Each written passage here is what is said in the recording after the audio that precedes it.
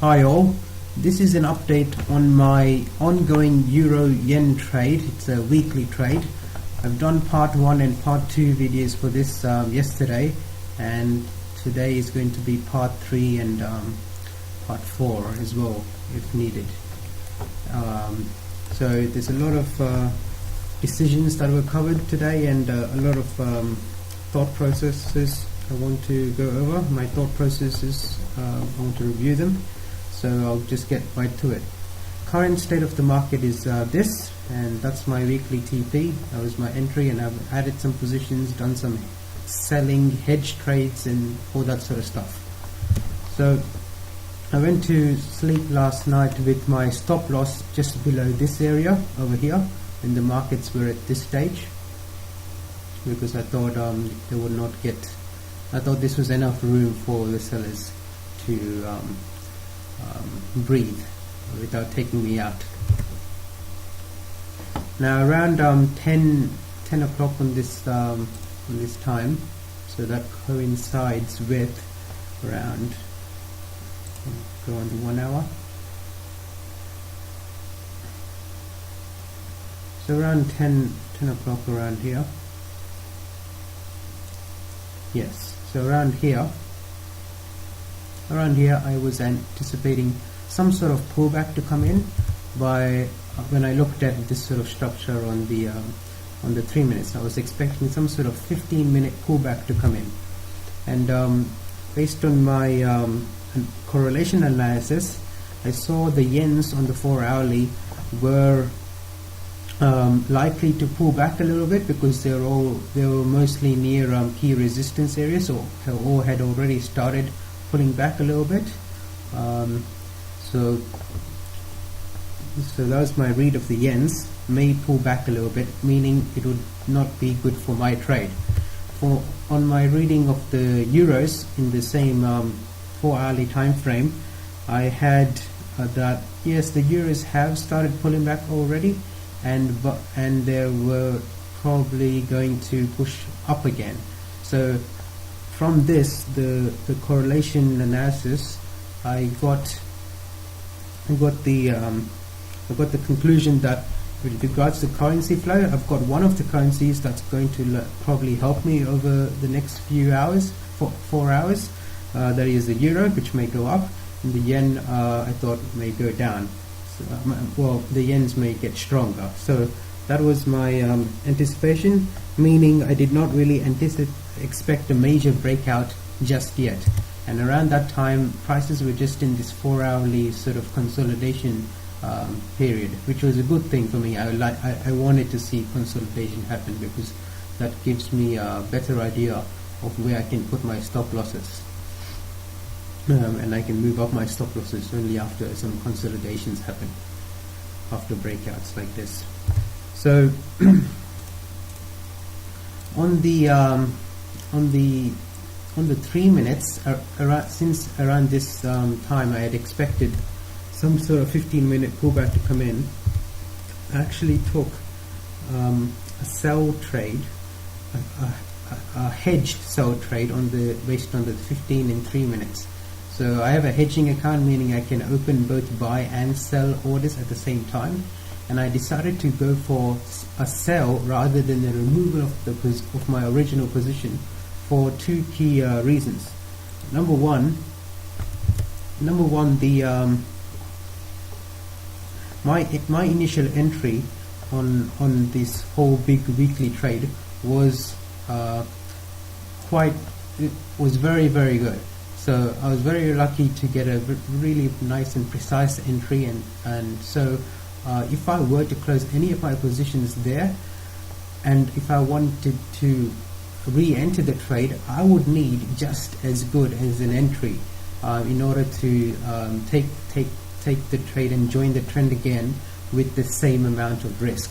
So I didn't feel confident in re-entering for a buy with the same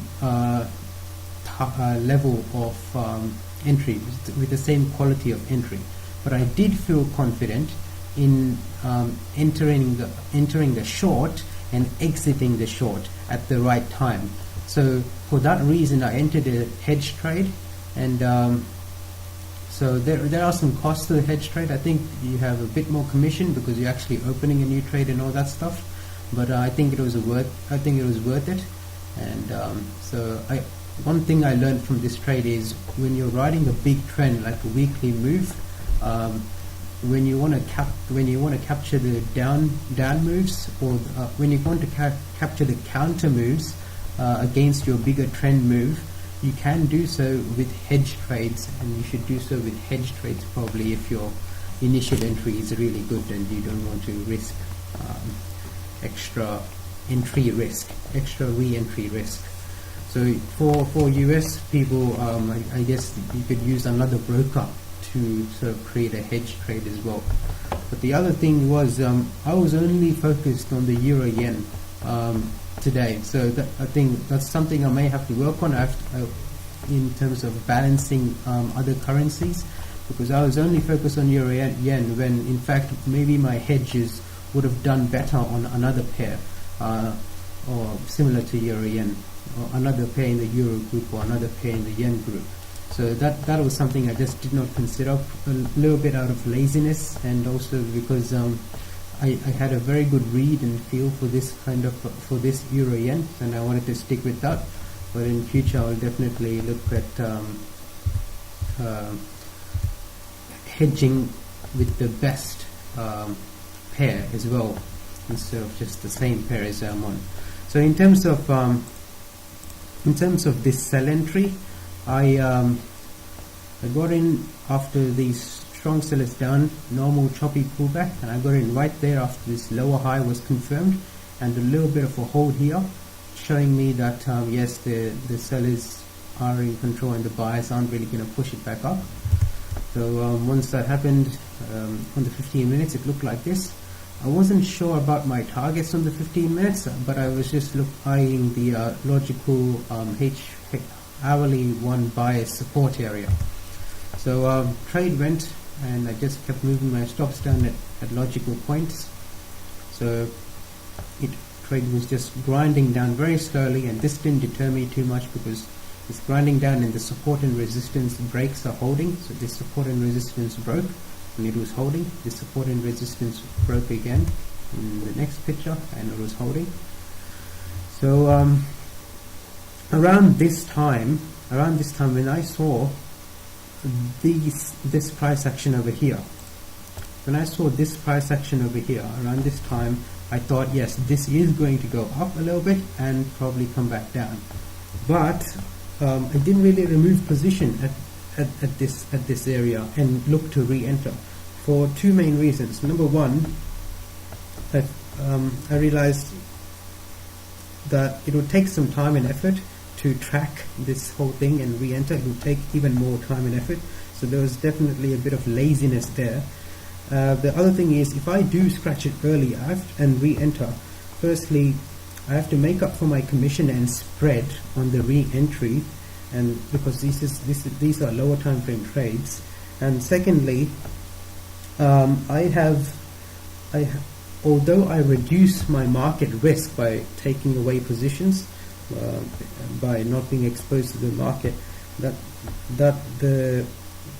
another reason for holding is I expected some sort of consolidation anyway. So in the larger time frame picture, I expected some sort of consolidation anyway.